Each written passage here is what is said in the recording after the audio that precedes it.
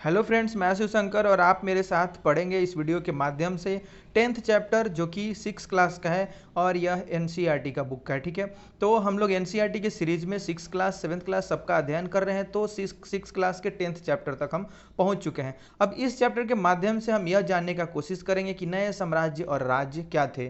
ठीक है, जो नए साम्राज्य और राज्य उभर के आते हैं इसमें, यानी कि इस चैप्टर में हम लोग अध्ययन करेंगे गुप्त वंश के बारीकियों के बारे में। यह जानेंगे कि इनका किस तरीके से प्रादुर्भाव हुआ, ये किस तरह से हमारे बीच हमारे इतिहास का एक हिस्सा बने। ठीक है, तो चलिए देखते हैं इसमें क्या है। अब हम देखते हैं कि क्या बताती हैं प्रशस्तियाँ। जो प्रशस्तियाँ हैं वह क्या बताती हैं। तो समुद्रगुप्त के बारे में इलाहाबाद में अशोक स्तंभ पर खुदे एक लंबे अभिलेख से पता चलता है। इसकी रचना समुद्रगुप्त के दरबार में कवि व मंत्री रहे हरिसेन द्वारा एक काव्य के रूप में की गई थी। ठीक है, यह एक विशेष किस्म का अभिलेख है जिसे प्रशस्ति कहते हैं। यह एक संस्कृत शब्द है जिसका अर्थ है प्रशंसा। ठीक है, प्रशस्ति लिखने का प्रचलन पहले भी था। अब हम समुद्रगुप्त की चर्चा आती है तो गुप्त वंश के बारे में हमें जानना जरूरी है, क्योंकि बिना गुप्त वंश को जाने समुद्रगुप्त के बारे में पढ़ना न्यायोचित नहीं होगा। तो हम यह देखते हैं कि जो प्रशस्ति है, यानी कि अभिलेखों से यह निकल कर के आया। अभिलेख क्या ही रूप होता है, यह एक विशेष किस्म का अभिलेख है। ठीक है, अब पहले के अभिलेखों के बारे में हमने बहुत चर्चाएं की हैं पिछले अध्यायों में। ठीक है, तो अब हम देखते हैं कि प्रशस्ति का अर्थ क्या होता है। यह एक संस्कृत का शब्द है जिसका अर्थ होता है प्रशंसा, यानी कि बड़ाई। ठीक है, तो राजा क्या करते थे, अपने प्रशंसा में उनके जो कवि होते थे या उनके जो भी मंत्री वगैरह होते थे उनसे बोल करके वो खुदवाते थे, लिखवाते थे कि भाई आप ये मेरा कार्य जो है वो जनता के हित में जो मैंने किया हुआ है वो यहाँ पे लिखवा दो। ठीक है, तो वो कहलाता था प्रशस्ति। ठीक है, अब हम देखते हैं कि प्रशस्ति का चलन पहले था, यानी कि अभिलेख के रूप में इसका चलन था पहले। हम देखते हैं कि जैसे तुमने अध्याय 9 में गौतमी पुत्र सातकर्णी की प्रशस्ति के बारे में पढ़ा था, हमने 9th चैप्टर में पढ़ लिया है इसके बारे में, परंतु गुप्त काल में इनका महत्व और बढ़ गया। ठीक है, अब हम क्या देखते हैं कि इसके आगे बढ़ने से पहले गौतमी पुत्र सातकर्णी के बारे में हमने पिछले अध्याय में चर्चा किया है। ठीक है, तो अब देखते हैं कि जो गुप्त वंश है उसका शासन कैसे शुरू होता है। ठीक है, तो हम यह देखते हैं कि कुषाण साम्राज्य के खंडहर पर नए साम्राज्य का प्रादुर्भाव होता है। ठीक है, जिसने अपना आधिपत्य कुषाण और सातवाहन दोनों के राज्य क्षेत्रों पर स्थापित किया। यह गुप्त साम्राज्य था। ठीक है, तो इनका क्या है कि ये गुप्त वंश जो था वह कुषाण और सातवाहन दोनों के राज्य क्षेत्र पर स्थापित हुआ और इसने संपूर्ण उत्तर भारत को 1920 से 445 ईस्वी तक क्या किया, पूरा राजनीतिक एकता के सूत्र में बांधे रखा। इन्होंने पूरे उत्तर भारत को 320 ईस्वी से 450 ईस्वी तक एक सूत्र में बांधे रखा। अब हम यह देखते हैं कि इसके संस्थापक कौन है। इसके जो गुप्त वंश के संस्थापक हैं वह है श्रीगुप्त। उसके बाद जो राजा आते हैं वो घटोत्कच गुप्त आते हैं। ठीक है, श्रीगुप्त के बाद घटोत्कच गुप्त आते हैं और इन दोनों को क्या माना जाता है, ये दोनों जो थे संपूर्ण स्वतंत्र शासक नहीं थे। अब हम देखते हैं कि स्वतंत्र संपूर्ण शासक के रूप में कौन आता है, तो ये आते हैं चंद्रगुप्त प्रथम। ठीक है, चंद्रगुप्त प्रथम जो है वो गुप्त वंश के वास्तविक संस्थापक माने जाते हैं। गुप्त वंश के वास्तविक संस्थापक थे ये। गुप्त संवत यानी कि 319 ईस्वी में प्रारंभ होता है। अब हम देखते हैं कि इनके बाद चंद्रगुप्त के बाद आते हैं समुद्रगुप्त, जिनके बारे में हम अभी चर्चा कर रहे थे। चंद्रगुप्त के बाद आते हैं समुद्रगुप्त। समुद्रगुप्त जो हैं इनकी उपाधि जो है वह पराक्रमांक और श्री विक्रम दोनों ये उपाधि धारण करते हैं। इनका उपनाम है भारत का नेपोलियन। ये जो समुद्रगुप्त के बारे में हम चर्चा कर रहे हैं तो इन्हें भारत का नेपोलियन कहा जाता है। ठीक है, इनका उपनाम है भारत का नेपोलियन। उपाधि इन्होंने दो धारण की थी, पराक्रमांक और श्री विक्रम।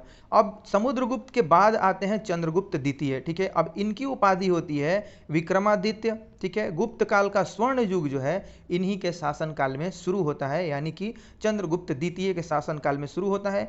इन्हीं के शासन काल में चीनी यात्री फाहियान का आगमन होता है। अब चंद्रगुप्त के बाद आते हैं, चंद्रगुप्त द्वितीय के बाद कुमारगुप्त प्रथम का शासन चलता है। इन्होंने उपाधि धारण की महेंद्र द्वितीय। ठीक है, अब इन्होंने क्या किया है कि नालंदा विश्वविद्यालय के ये संस्थापक हैं। ठीक है, इन्होंने एक महत्वपूर्ण कार्य किया। कुमारगुप्त प्रथम ने नालंदा विश्वविद्यालय के ये संस्थापक हैं। अब आते हैं स्कंदगुप्त, इनकी उपाधि है विक्रमादित्य। ये हूणों का आक्रमण जो होता है इन्हीं के शासन काल में होता है और गुप्त वंश के ये अंतिम शासक होते हैं। ठीक है, तो इतना कुछ हमने जान लिया कि ऐसे इन लोगों का आगमन होता है। ये जो है गुप्त वंश के शासक हैं। श्रीगुप्त ने क्या किया था, आदिराज और महाराज की उपाधि धारण की थी।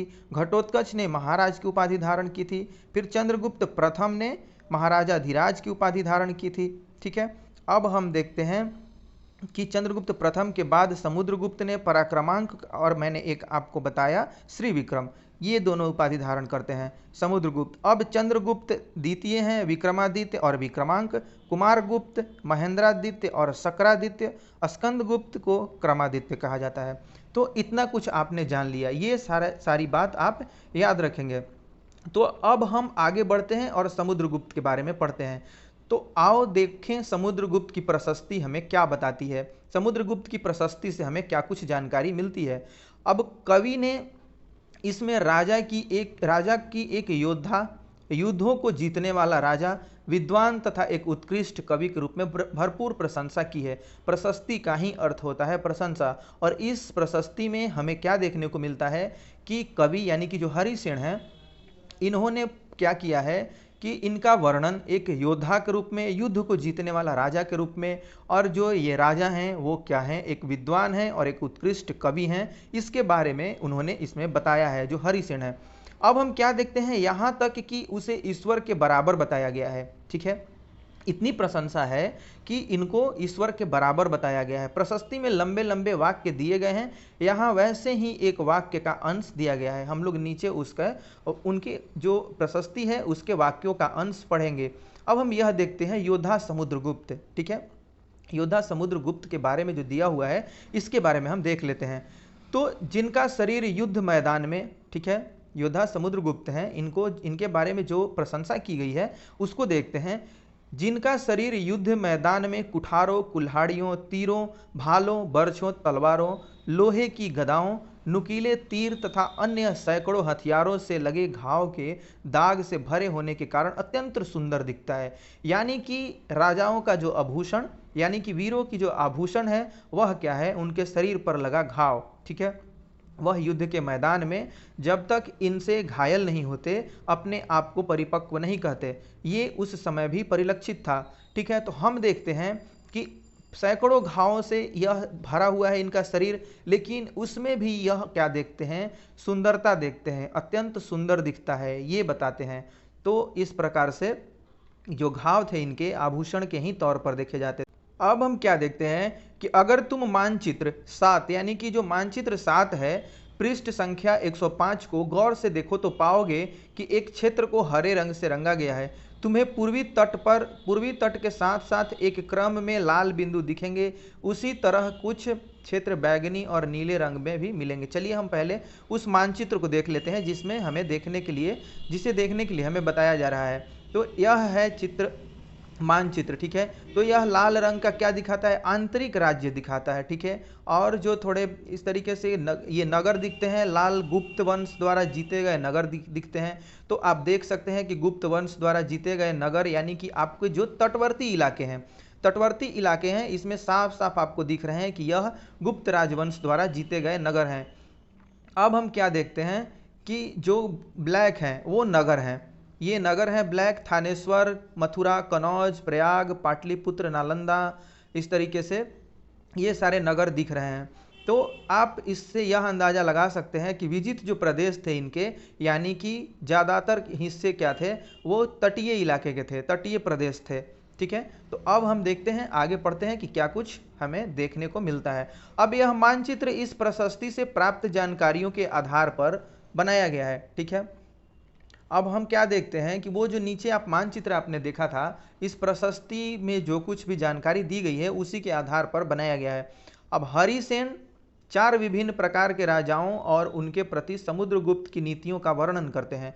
जो हरिसेन हैं इनके दरबार में रहने वाले, वो उनके नीतियों का वर्णन करते हैं 4 विभिन्न प्रकार के राजाओं के। तो हम देखते हैं बारी बारी से। अब हम देखते हैं कि मानचित्र में हरे रंग का क्षेत्र आर्यावर्त के उन 9 शासकों का है, ठीक है, जिन्हें समुद्रगुप्त ने हराकर उनके राज्य को अपने राज्य में मिला लिया। ये जो आप देखेंगे नीचे देखे थे आप हरे रंग के, उनको क्या किया है, आर्यावर्त के उन 9 क्षेत्रों के शासकों का है जिन्हें समुद्रगुप्त ने हराकर उनके राज्य को अपने राज्य में मिला लिया।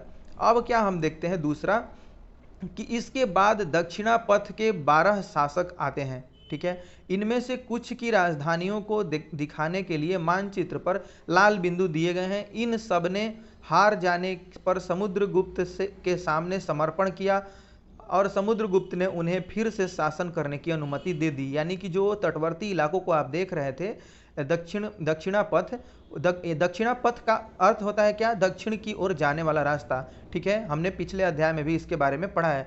तो दक्षिणा पथ के जो भी 12 शासक थे आते हैं इसके अंतर्गत, उन्होंने क्या किया, उनके सामने आत्मसमर्पण कर दिया और उसके बाद समुद्रगुप्त ने उनको फिर से शासन करने की अनुमति दे दी। अब हम देखते हैं तीसरा कि पड़ोसी देश, ठीक है। पड़ोसी देशों का आंतरिक घेरा बैंगनी रंग से रंगा गया है। जो पड़ोसी देश हैं उनका आंतरिक जो घेरा है वह बैंगनी रंग से रंगा गया है। इसमें असम, तटीय बंगाल, नेपाल और उत्तर पश्चिम के कई गण या संघ, ठीक है, आते हैं। ये समुद्रगुप्त के लिए उपहार लाते थे, उनकी आज्ञाओं का पालन करते थे तथा उनके बारे में उपस्थित हुआ करते, उनके दरबार में वो उपस्थित हुआ करते थे, ठीक है। यानी कि कोई कोई राजा जो थे वो उनको उपहार लाते थे और उनके दरबार में उपस्थित हुआ करते थे। अब बाह्य इलाके के शासन, जो बाह्य इलाके के शासन है यानी कि नीले रंग के रंगा गया है, संभवतः कुषाण तथा शक वंश के थे। इसमें श्रीलंका के शासक भी थे। उन्होंने समुद्रगुप्त की अधीनता स्वीकार की और अपनी पुत्रियों का विवाह उसके साथ किया, ठीक है। यानी कि जो नीले रंग से रंगा हुआ है, नीले रंग से रंगा हुआ है, उसको हम लोग देख लेते हैं कि कौन से नीले रंग से। ये जो नीला भाग आपको दिखाई दे रहा है, ठीक है, यानी कि आर्यावर्त, ये जो नीला भाग आपको दिखाई दे रहा है ये इधर से, तो ये सारे इलाके जो थे और ये श्रीलंका का जो क्षेत्र है, इधर के राजा जो थे इसकी अधीनता स्वीकार किया इन्होंने और क्या किया, अपनी पुत्रियों का विवाह समुद्रगुप्त के साथ किया। तो यह एक यानी कि बहुत महान शासक थे समुद्रगुप्त। अब इन सिक्कों के बारे में थोड़ी जानकारी ले लेते हैं। इन सिक्कों पर आप क्या देख रहे हैं, ये जो सिक्के हैं, हम देखते हैं कि वीणा बजाने वाला राजा समुद्रगुप्त के कुछ अन्य गुणों को सिक्कों पर दिखाया गया है। जैसे कि इस सिक्के में उन्हें वीणा बजाते हुए दिखाया गया है। वीणा बजाते हुए आप देख सकते हैं, यहाँ पे वीणा आपको साफ साफ इस सिक्के में दिख रहा होगा। यहाँ से इस तरीके से वीणा, और इनको वीणा बजाते हुए दिखाया गया है।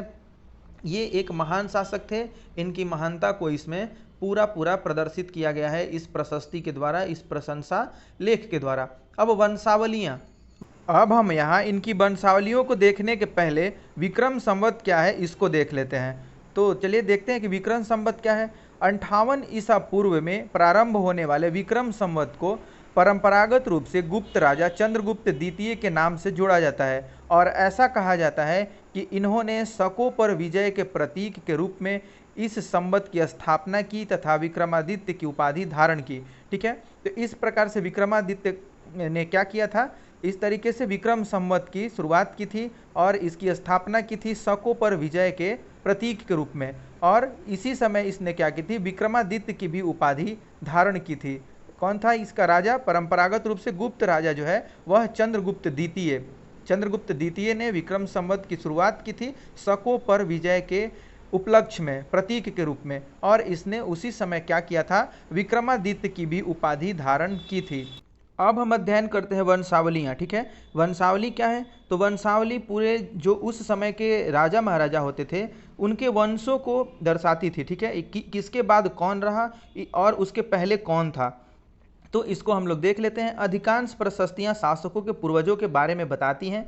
यह प्रशस्ति भी समुद्रगुप्त के प्रपितामह यानी कि पितामह यानी कि परदादा, दादा, पिता और माता के बारे में बताती हैं। प्रपितामह के बारे में, पितामह यानी कि परदादा, दादा के और उनके पिता, फिर माता के बारे में यह बताती थी।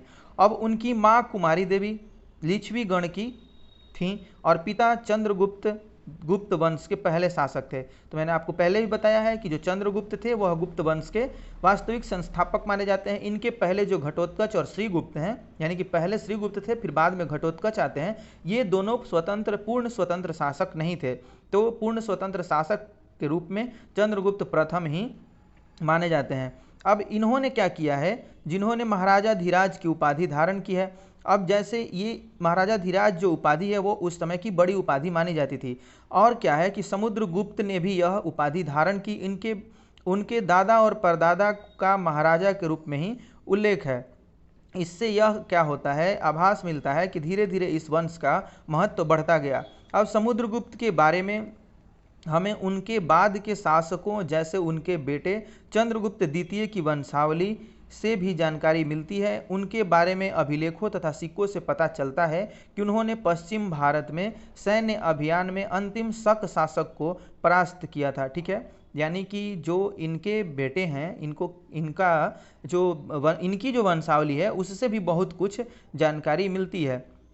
ठीक है, तो अब हम क्या देखते हैं कि बाद में ऐसा विश्वास किया जाने लगा कि उनका दरबार विद्वानों से भरा था। ठीक है, अब हम यह देखते हैं कि जो चंद्रगुप्त द्वितीय हैं, ठीक है, इन्होंने 2 रजत मुद्राओं का सर्वप्रथम प्रचलन करवाया था। ठीक है, ये क्या करते हैं कि रजत मुद्रा का भी ये प्रचलन करवाते हैं। अब चंद्रगुप्त द्वितीय का उज्जैन स्थित दरबार कालिदास और अमर सिंह जैसे बड़े बड़े विद्वानों से विभूषित था। जो उज्जैन का इनका दरबार था, यानी कि द्वितीय जो राजधानी थी इनकी, वो क्या थी, इन सभी जो बड़े बड़े कवि थे और बड़े बड़े और जो विद्वान थे इनको विभूषित करती थी ये उज्जैन दरबार को। ठीक है, अब इसमें कालिदास भी थे, अमर सिंह भी थे। मैं इनके जो 9 रत्न हैं उनको बता देता हूँ आपको। छेपक थे, ठीक है, ज्योतिष विद्या इनको आती थी छेपक को। फिर धन्वंतरी थे, ये चिकित्सक थे, चिकित्सा विज्ञान के ये बहुत बड़े ज्ञाता थे। कालिदास थे, ये भी बहुत बड़े कवि थे, नाटक और काव्यकार थे। अमर सिंह यह शब्दकोश की रचना, और इसके बाद जो थे वह वराह मिहिर थे खगोल विज्ञान के, और वर रुचि जो थे वह व्याकरण के ज्ञाता थे। शंकु यानी कि वास्तुकला के बहुत बड़े ये ज्ञाता थे। और वेताल भट्ट थे जो जादू टोना ये सब जानते थे। और हरिसेन यानी कि यह भी बहुत बड़े कविता थे और इनकी रचनाएं विभिन्न विभिन्न प्रकार की हैं। तो ये सभी क्या थे, इनका दरबार जो था वो इन सभी रत्नों से विभूषित होता था। ठीक है, तो अब हम देखते हैं कि हर्षवर्धन तथा हर्षचरित। हर्षवर्धन कौन है और हर्षचरित को हम अब देखते हैं। और भी बहुत सारी ऐसी गुप्तकालीन बहुत सारी रचनाएं हुई हैं जिनको सबको बताना अभी संभव नहीं है। बाद में जब हम लोग गुप्तकाल पूरा पढ़ने लगेंगे, गुप्तकालीन अन्य नाटक और रचनाएं हैं। ठीक है, यानी कि उसमें आप कालिदास के ही बहुत सारे नाटकों को पढ़ेंगे। ऋतु संहारम, मेघदूतम, कुमार संभवम, रघुवंशम, मालविकाग्नि मित्रम, अभिज्ञान शाकुंतलम, विक्रमो वर्षियम, ये सभी क्या हैं, कालिदास की रचनाएं हैं। ठीक है, जो कि गुप्त काल में हुई हैं।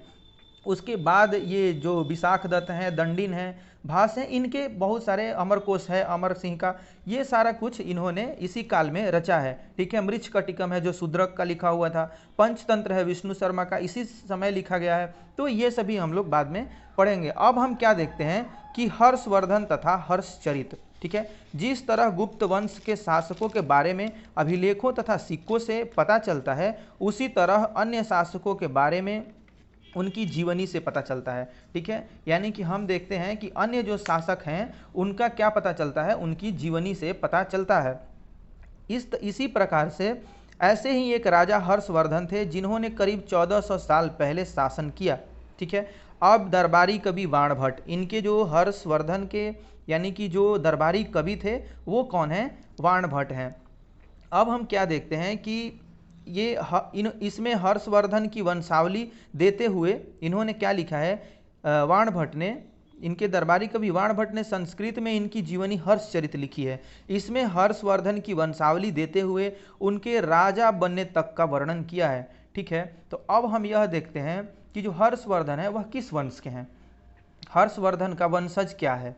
तो यह सामने आता है पुष्यभूति वंश। हमें अब ये देखना है कि हर्षवर्धन और हर्षचरित किसने लिखा है। हर्षवर्धन के जीवन पर एक कथा है, एक पूरा उनका जीवन वृतांत है, वह किसने लिखा है, वाणभट्ट ने लिखा है हर्षचरित को। इसमें पूरा उनका वंशावली उन्होंने दिया है। तो हम देखते हैं कि हर्षवर्धन का जो वंश है वह कौन सा वंश है? वह वंश है थानेश्वर के पुष्यभूति वंश। ठीक है, तो यह पुष्यभूति वंश के अंतर्गत आते हैं। इस वंश का संस्थापक पुष्यभूति था, उसी के नाम पर यह वंश पुष्यभूति वंश के नाम से विख्यात हुआ। गुप्त राजाओं की दुर्बलता का लाभ उठाकर उसने पूर्वी पंजाब में अपनी सत्ता स्थापित कर ली तथा थानेश्वर को अपनी राजधानी बनाया। ठीक है, यानी कि गुप्त वंश उस समय दुर्बल होने लगा था और इसने क्या किया, उसको फायदा मिला दुर्बलता का और इसने उसको भुनाया और वह पंजाब यानी कि पूर्वी पंजाब हरियाणा का क्षेत्र जो था उसमें इसने अपनी शासन स्थापित कर ली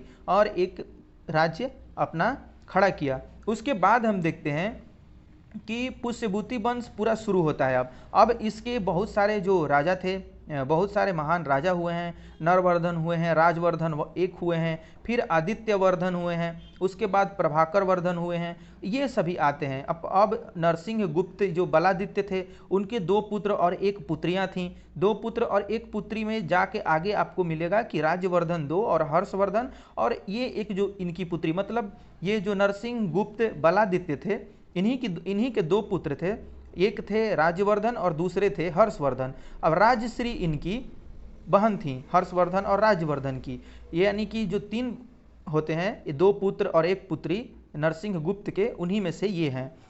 अब आगे जाके इनके बारे में बहुत विस्तार से अगर हम लोग बाद में पढ़ेंगे, यानी कि 6 क्लास का जो पूरा हम लोग ये हिस्ट्री खत्म कर लेंगे सारा, तो इन सभी के बारे में पूरा पुष्यभूति वंश और भी जो गुप्त वंश हैं उनके बारे में विस्तार से चर्चा करेंगे। चलिए तो देखते हैं कि अब आगे हमारा यह पूरा का जो 6 चैप्टर, ये 6 क्लास है, वह क्या कहता है। हम देखते हैं कि चीनी तीर्थयात्री वेनसांग, जिसके बारे में हमने अध्याय 9 में पढ़ा है, काफ़ी समय के लिए हर्ष के दरबार में रहा।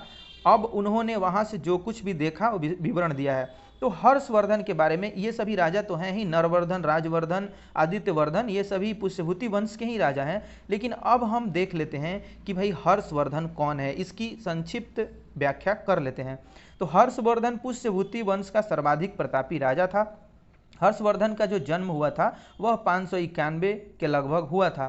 प्रभाकर वर्धन व यशोमती का वह पुत्र था। ठीक है, प्रभाकर वर्धन और यशोमती का वह पुत्र था। प्रभाकर वर्धन और ये जो आपने नरसिंह गुप्त बलादित्य पढ़ा है, ये इन्हीं के वंशज में आते थे। ठीक है, तो यह प्रभाकर वर्धन का पुत्र था। उसके बाद हम देखते हैं कि ये क्या करता है कि प्रभाकर वर्धन व यशोमती का पुत्र था।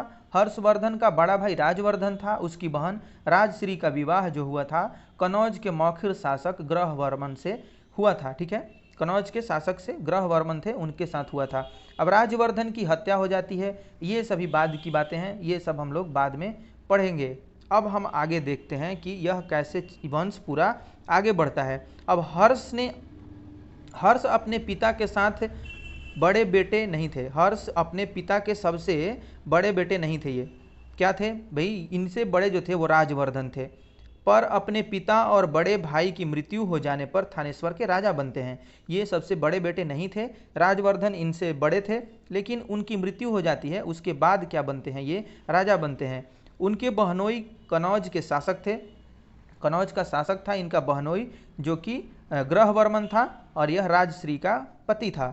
ठीक है, अब हम देखते हैं कि जब बंगाल के शासक ने उन्हें मार डाला तो हर्ष ने कनौज को अपने अधीन कर लिया और बंगाल पर आक्रमण कर दिया। ठीक है, अब यह क्या करते हैं कि कनौज को अपने अधीन करके बंगाल पर आक्रमण करता है। अब क्या देखते हैं कि मगध तथा संभवतः बंगाल को भी जीतकर उन्हें पूर्व में जितनी सफलता मिली थी उतनी सफलता अन्य जगह पर नहीं मिली, यानी कि पूर्व में उनको बहुत ज़्यादा सफलता मिली थी।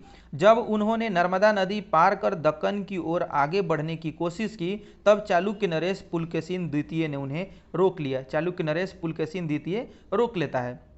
अब हम देखते हैं कि पल्लव, चालुक्य और पुलकेशिन द्वितीय की प्रशस्तियाँ, जो यानी कि पल्लव थे, चालुक्य थे और पुलकेशिन द्वितीय, ये इनकी प्रशस्तियाँ क्या कहती हैं हमें। ठीक है, तो भाई चालुक्य और पुलकेशिन कौन थे। ठीक है, तो इनके बारे में भी हम थोड़ा बहुत पढ़ेंगे आगे चल के। बादामी चालुक्य थे, फिर वाकाटक वंश थे, इन सभी के बारे में बहुत विस्तार से आगे जाके हम लोग चर्चा करेंगे। इस काल में पल्लव और चालुक्य दक्षिण भारत के सबसे महत्वपूर्ण राजवंश थे। ठीक है, पल्लव और चालुक्य जो थे वह क्या थे, दक्षिण भारत के महत्वपूर्ण राजवंशों में से एक थे।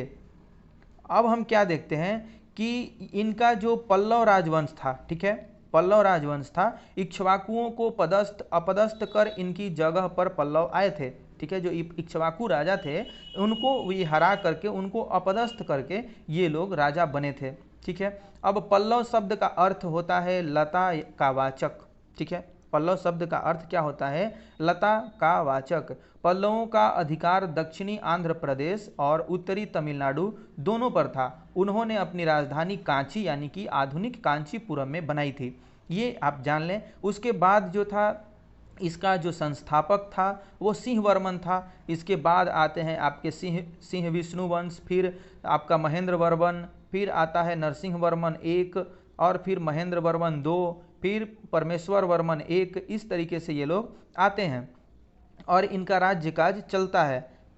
अब हम देखते हैं कि इस काल में जो ये पल्लव और चालुक्य थे, ये दक्षिण भारत के बहुत ज़्यादा प्रतापी शासक थे। पल्लवों के बारे में हमने देख लिया कि पल्लव क्या थे। अब हम क्या देखते हैं कि इनका राज्य काज कैसे चलता है और ये कैसे एक बहुत बड़े शासक के तौर पर उभर करके आते हैं। ये चालुक्य, पल्लव और चालुक्यों के बीच में संघर्ष भी बहुत दिन तक चलते रहता है, ठीक है। तो वो सब हम बाद में देख लेंगे। हम क्या देखते हैं कि पल्लव का राज्य उनकी राजधानी कांचीपुरम के आसपास के क्षेत्र से लेकर कावेरी नदी के डेल्टा यानी कि इधर तक इनका फैला हुआ था, और जबकि चालुक्यों का राज्य कृष्णा और तुंगभद्रा, ठीक है, कृष्णा और तुंगभद्रा जो चालुक्य थे इनका राज्य उधर फैला हुआ था। चालुक्य वंश का जो आप उसका पूरा इतिहास पढ़ेंगे उसमें बादामी के जो चालुक्य थे और ये जय सिंह और जो ये राणा राग के पुत्र पुलकेशिन एक था, फिर इधर से आते हैं कीर्तिवर्मन और फिर पुलकेशिन द्वितीय आता है। तो इस प्रकार से पुलकेशिन द्वितीय को आप इसमें चालुक्य राजवंश में पूरा पढ़ेंगे और इन सभी को चर्चा हम लोग अगर विस्तार से करने लगेंगे तो बहुत समय जाएगा। तो जितना ये अभी दिया हुआ है उसी को पढ़ लेते हैं, ठीक है। तो अब हम देखते हैं कि इनका जो क्षेत्र था चालुक्यों का वह कहाँ से, कृष्णा और तुंगभद्रा नदी के बीच है। अब चालुक्यों की राजधानी एहोल थी, ठीक है। चालुक्यों की जो राजधानी होती है वह एहोल होती है। यह एक प्रमुख व्यापारिक केंद्र था, ठीक है। अब हम यह देखते हैं कि इनकी राजधानी एहोल है और यह प्रमुख व्यापारिक केंद्र था। धीरे धीरे यह एक धार्मिक केंद्र बन गया जहाँ कई मंदिर थे। पल्लव और चालुक्य एक दूसरे की सीमाओं का अतिक्रमण करते थे। मुख्य रूप से राजधानियों को निशाना बनाया जाता था जो समृद्ध शहर थे। ये दोनों एक दूसरे से संघर्ष करते रहते थे। पुलकेशिन द्वितीय सबसे प्रसिद्ध चालुक्य राजा थे। जो पुलकेशिन द्वितीय थे वह सबसे प्रसिद्ध चालुक्य राजा थे। उनके बारे में हमें उनके दरबारी कवि रवि कीर्ति द्वारा रचित प्रशस्ति से प्राप्त होता है, पता चलता है। अब इसमें उनके पूर्वजों खास तौर से पिछली 4 पीढ़ियों के बारे में बताया गया है। पुलकेशिन द्वितीय को अपने चाचा से यह राज्य मिला था, ठीक है। इनके चाचा थे, उनसे इनको यह राज्य मिला था। अब रवि कीर्ति के अनुसार उन्होंने पूर्व तथा पश्चिम दोनों समुद्र तटीय इलाकों में अपना अभियान चलाया। इसके अतिरिक्त उन्होंने हर्ष को भी आगे बढ़ने से रोका।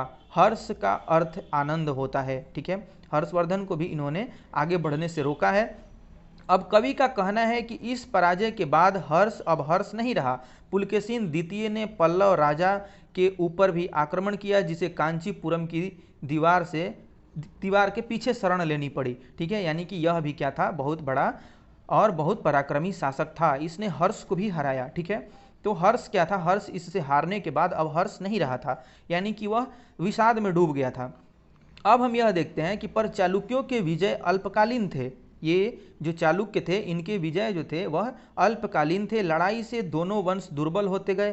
पल्लवों और चालुक्यों को अंततः राष्ट्रकूट तथा चोल वंशों ने समाप्त कर दिया। अब इनके जो भवनों के अवशेष थे, इनके जो भग्नावशेष थे, इन पर खड़ा होता है राष्ट्रकूट और चालुक्यों का शासन, ठीक है। राष्ट्रकूट और चोल वंश का शासन, ठीक है, माफ कीजिएगा, राष्ट्रकूट और चोल वंश का जो शासन है वह चलता है। इनके शासन को इन दोनों ने समाप्त कर दिया। अब इनके बारे में तुम कक्षा 7 में पढ़ोगे। ये जो है राष्ट्रकूट और चोल वंश, इनके बारे में हम लोग 7 में पढ़ेंगे। अब यहाँ पे ये ध्यान दीजिएगा कि चालुक्य जो थे इनकी विजय अल्पकालीन थी। लड़ाई से दोनों वंश दुर्बल हो गए, ठीक है। अब उसके बाद पल्लव और चालुक्य को अंततः, जो पल्लव और चालुक्य थे ये आपस में लड़ते रहे और ये काफ़ी दुर्बल हो गए। अंततः राष्ट्रकूट और चोल वंश ने समाप्त कर दिया। जो इनकी जो समाप्ति है वह राष्ट्रकूट तथा चोल वंश के साथ होती है। अब हम क्या देखते हैं, चोल वंश और राष्ट्रकूट वाले जो हैं इनका खात्मा करते हैं। इसके बारे में हम लोग विस्तार से बाद में चर्चा करेंगे अगले क्लास में। अब इन राज्यों का प्रशासन कैसे चलता था, अब हम यह देखते हैं कि इन राज्यों का प्रशासन जो है वह कैसे चलता है। प्रशासन की प्रशासनिक इकाई गांव होते थे, लेकिन धीरे धीरे कई नए बदलाव आए। राजाओं ने आर्थिक, सामाजिक, राजनीतिक व या सैन्य शक्ति रखने वाले लोगों का समर्थन जुटाने के लिए कई कदम उठाए। उदाहरण के तौर पर कुछ महत्वपूर्ण प्रशासकीय पद आनुवांशिक बनाए गए। ठीक है, महत्वपूर्ण कदम उठाए जाते हैं, जिनमें से क्या होता है कि कुछ जो महत्वपूर्ण प्रशासनिक पद थे उनको आनुवांशिक बनाए गए, यानी कि बेटे के बेटे, बेटे के बेटे, ऐसे वो वंश को ही दिए जाने लगे। पिता का पद पाते थे, बेटे अपने पिता का पद पाते थे, जैसे कि कवि हरिसेन अपने पिता की तरह महादंड नायक अर्थात मुख्य न्याय अधिकारी थे। ठीक है, अब कभी कभी एक ही व्यक्ति कई पद पर कार्य करता था, जैसे हरिसेन एक महादंड नायक होने के साथ साथ कुमारामात्य भी थे। ठीक है, कुमारामात्य भी थे, अर्थात एक महत्वपूर्ण मंत्री तथा एक संधि विग्रहिक अर्थात युद्ध और शांति के विषय का भी वो मंत्री थे। ठीक है, और हम क्या देखते हैं कि संभवतः वहाँ के स्थानीय प्रशासन के प्रमुख व्यक्तियों का बहुत बोलबाला था। इनमें नगर श्रेष्ठी यानी कि मुख्य बैंकर या शहर का व्यापारी, सार्थवाह यानी व्यापारियों के काफिले का नेता, प्रथम कुलिक अर्थात मुख्य शिल्पकार तथा कायस्थों यानी कि लिपिकों के प्रधान जैसे लोग होते थे। ये सभी क्या थे, एक प्रमुख थे। अब हम क्या देखते हैं कि एक नए प्रकार की सेना क्या है भाई, तो नए प्रकार की सेना के बारे में चर्चा कर लेते हैं।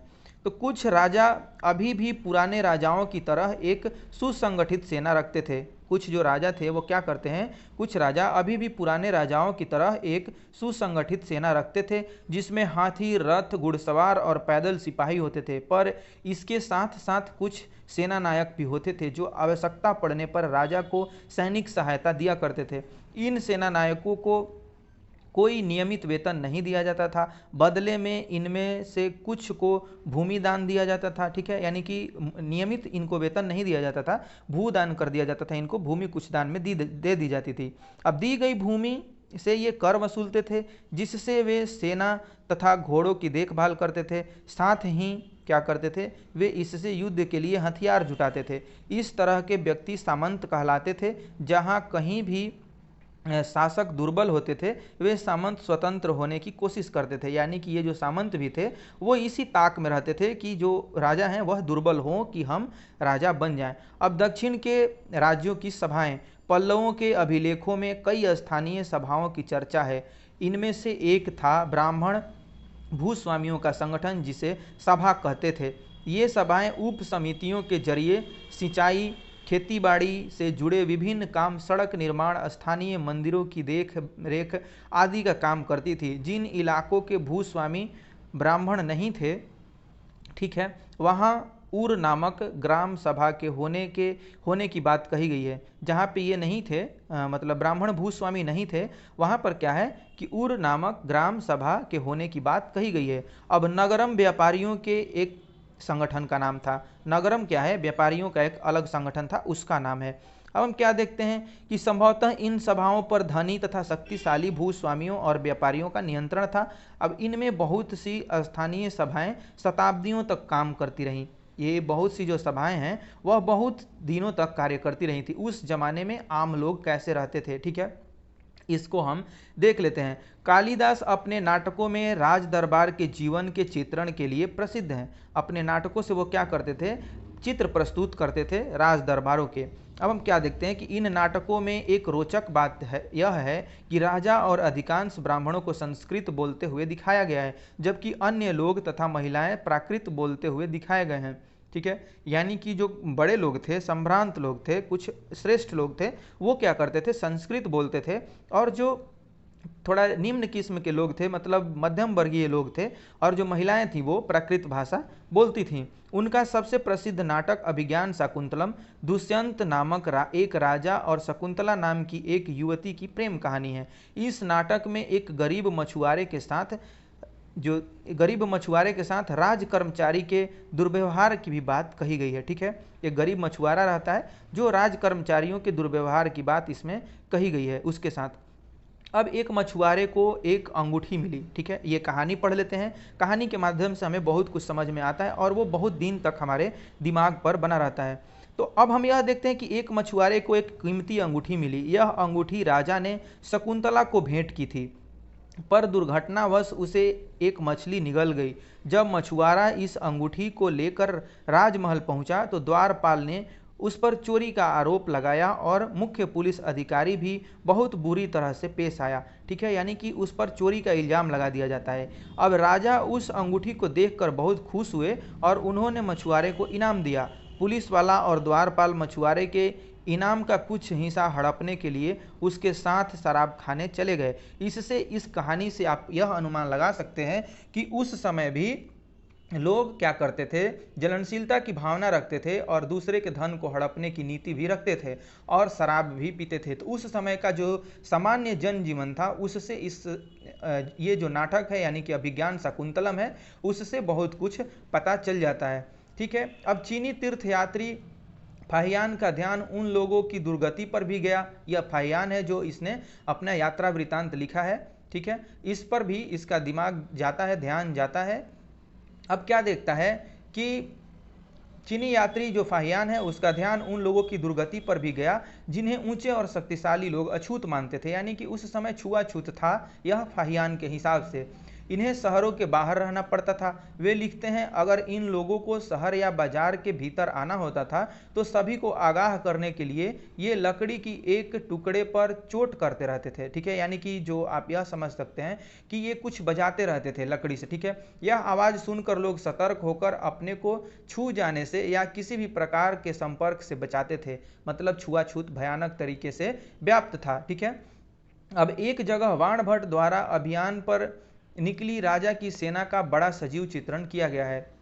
इसमें क्या किया गया है, जो बाणभट्ट हैं उनके बाणभट्ट के द्वारा अभियान पर निकली राजा की सेना का बड़ा सजीव चित्रण किया गया है। तो यह चित्रण क्या है, यह हम देख लेते हैं। राजा की सेना, राजा की सेना को देखते हैं। राजा बड़ी मात्रा में साजो सामान लेकर यात्रा करते थे। इनमें हथियार के अतिरिक्त रोजमर्रा के उपयोग में आने वाली चीज़ें जैसे बर्तन, असबाब, जिसमें सोने के पायदान भी शामिल थे, ये सारे चीज़ इसमें शामिल थे। खाने पीने का सामान यानी कि बकरी, हिरण, खरगोश, सब्जी, मसाले, यानी कि लोग उस टाइम मांस भी खाते थे, राजा भी खाते होंगे, आदि विभिन्न प्रकार की चीज़ें शामिल होती थीं। ये सारी चीज़ें ठेले गाड़ियों पर, ये सारी जो चीज़ें हैं और ठेले गाड़ियों पर या ऊँटों तथा हाथियों जैसे सामान ढोने वाले जानवरों की पीठ पर लाद कर ले जाई जाती थी। जब ये राजा यात्रा पर निकलते थे तो ऐसे लाव लश्कर के साथ निकलते थे। ठीक है, इस विशाल सेना के साथ संगीतकार नगाड़े, बिगुल तथा तुरही बजाते हुए चलते रहते थे। भाई बहुत लाव लश्कर था, इनका तो मौज था। ठीक है, अब हम क्या देखते हैं कि रास्ते में पड़ने वाले गांव वालों को उनका सत्कार करना पड़ता था। आओ भगत में भी लोग खड़े रहते थे। वे दही, गुड़ तथा फूलों का उपहार लाते थे तथा जानवरों को चारा भी देते थे। वे राजा से भी मिलना चाहते थे ताकि अपनी शिकायत या कोई अनुरोध उनके सामने रख सकें, पर ये सेनाएं अपने पीछे विनाश और विध्वंस की निशानी छोड़ जाती थीं, लेकिन ऐसा हो नहीं पाता था। जो सेनाएं हैं वो अपने साथ क्या करती थीं, विध्वंस की निशानी छोड़ जाती थी। अक्सर गांव वालों की झोपड़ियां हाथी कुचल डालते थे और व्यापारियों के काफिले भी जूते बैल, व्यापारियों के जो काफिले होते थे उसमें जूते बैल इस हलचल भरे माहौल से डर कर भाग खड़े होते थे। वाणभट्ट लिखते हैं, पूरी दुनिया धूल के गर्त में डूब जाती थी। यानी कि राजा का निकलना जो था वह क्या था, सेना का जो निकलना था वह क्या था, आम लोगों के लिए एक अभिशाप ही था, इससे ज़्यादा कुछ नहीं था। इससे आप बहुत कुछ पता लगा सकते हैं, यानी कि जो उस समय शासन व्यवस्था थी उसके बारे में बहुत कुछ आप पता लगा सकते हैं। अब अरब ढूंढो, हर अन्यत्र में हर एक लेसन में आपको किसी न किसी देश के बारे में पढ़ने को बताया जाता है जो कि बहुत रोचक होता है। इसको हम लोग देखते हैं। मरुभूमि होते हुए भी सदियों से अरब यातायात का एक बड़ा केंद्र था। दरअसल अरब व्यापारी तथा नाविकों ने भारत और यूरोप के बीच समुद्री व्यापार बढ़ाने में एक महत्वपूर्ण भूमिका निभाई। अरब में रहने वाले अन्य लोग जो बेदुइन थे, जो घुमक्कड़ कबीले होते थे ये मुख्य रूप से ऊँटों पर आश्रित थे, क्योंकि यह एक ऐसा मजबूत जानवर है जो मरुभूमि में भी स्वस्थ रह सकता है। यानी कि ऊँट क्या है, एक स्वस्थ और ये थेथर जानवर है जो कि मरुभूमि में भी रह सकता है। अब लगभग 1400 साल पहले पैगंबर मुहम्मद ने अरब में इस्लाम नामक एक धर्म की शुरुआत की। ठीक है, अब हम क्या देखते हैं कि 14 साल पहले पैगंबर मुहम्मद ने अरब में इस्लाम नामक एक नए धर्म की शुरुआत की। ईसाई धर्म की तरह इस्लाम ने भी अल्लाह को सर्वोपरि माना है। इसके बाद सभी को समान माना गया है। यहाँ इस्लाम धर्म के पवित्र ग्रंथ क्या है, कुरान का एक अंश दिया गया है। कुरान के एक अंश को हम पढ़ते हैं, समझते हैं। मुसलमान स्त्रियों और पुरुषों के लिए विश्वास रखने वाले, ठीक है, मुसलमान जो हैं वह स्त्रियों और पुरुषों के लिए विश्वास रखने वाले, स्त्रियों और पुरुषों के लिए भक्त स्त्रियों और पुरुषों के लिए सच्चे, स्त्रियों और पुरुषों के लिए धैर्यवान और स्थिर मन के, स्त्रियों और पुरुषों के लिए दान देने वाले, स्त्रियों और पुरुषों के लिए उपवास रखने वाले, स्त्रियों और पुरुषों के लिए अपनी पवित्रता बनाए रखने वाले, स्त्रियों और पुरुषों के लिए अल्लाह को हमेशा याद करने वाले, स्त्रियों और पुरुषों के लिए अल्लाह ने इन सब के लिए ही क्षमा और पुरस्कार रखा है। अगले 100 सालों के दौरान इस्लाम उत्तरी अफ्रीका, स्पेन, ईरान और भारत में फैल गया। अरब नाविक जो इस उपमहाद्वीप की तटीय बस्तियों से पहले ही परिचित थे, अब अपने साथ इन नए धर्म को भी लेकर के आए। ठीक है, ये नया धर्म भी इनके साथ आया। अरब के सिपाहियों ने करीब 1300 साल पहले सिंध को जीत लिया था, यानी कि आज का जो पाकिस्तान है सिंध, उसको जीत लिया था। इन सभी का चर्चा हम लोग बाद में करेंगे कि कैसे मेडाइवल इंडिया का जब भी हम अध्ययन शुरू करेंगे उसमें सारा कुछ पढ़ेंगे। तो अब हम यह देखते हैं कि गुप्त वंश की शुरुआत 1700 साल पहले हुई थी। अब हम देखते हैं कि हर्षवर्धन का शासन जो है वह 1400 साल पहले हुआ था। तो ये कुछ तिथियां थी और आपने एकाग्रता से इस क्लास को पढ़ा, देखा और समझा। आपको बहुत बहुत धन्यवाद। Thanks for watching this video.